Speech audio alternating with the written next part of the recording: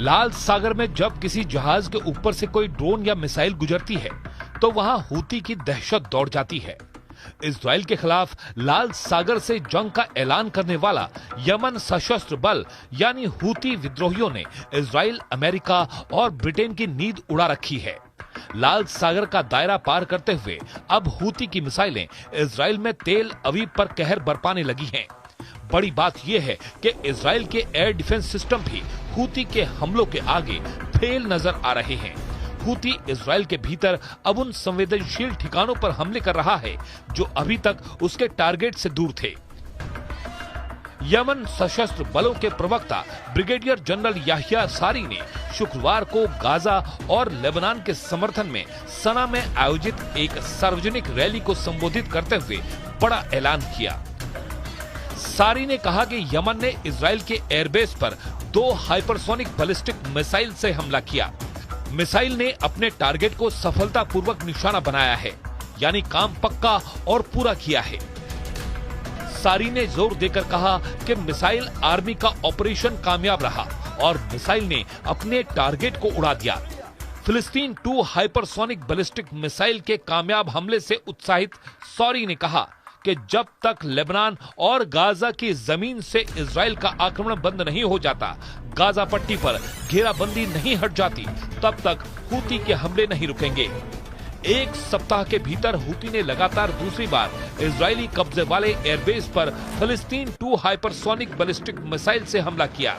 Israeli media ने बताया कि गुरुवार को कब्जे वाले अल कुद्स के दक्षिण में बस्तियों में रात भर सायरन बजते रहे, जो कि यमन से दागी गई मिसाइलों की वजह से थे।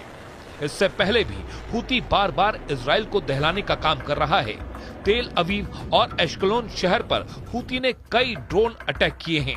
हूती के मुताबिक उसने कब्जे वाले याफा यानी तेल अवीव और एश्कलोन के भीतर आईडीएफ के कई महत्वपूर्ण और रणनीतिक ठिकानों पर ड्रोन दाग चुका है। इस हमले के अलावा हूती ने अरब सागर में अमेरिका के युद्धपोत यूएसएस अब्राहम लिंकन पर कई मिसाइल और ड्रोन फायर किए थे और लाल सागर के भीतर अमेरिका के 2 विध्वंसक युद्धपोतों पर बैलिस्टिक मिसाइल और ड्रोन से हमला किया।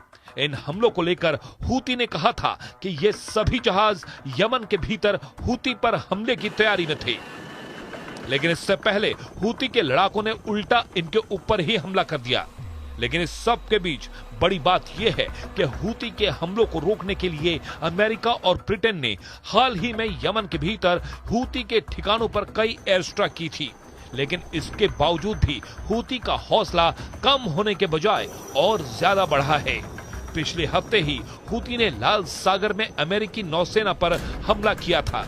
बड़ी बात यह है कि हूती न सिर्फ इजराइल पर हमले कर रहा है, बल्कि वो लगातार इराक और सीरिया में अमेरिकी सैन्य अड्डों पर भी हमले कर रहा है।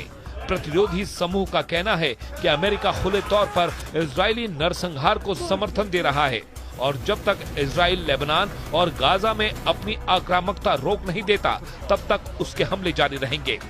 हूती की एयरफोर्स दक्षिणी कब्जे वाले फिलिस्तीन के जाफा, जो कि तेल अवीव के हिस्से में आता है, और एश्कलोन के इलाकों में इजरायली सेना के अहम ठिकानों पर ड्रोन्स अटैक कर रहा है और उसने इजराइल की नाक में दम कर रखा है।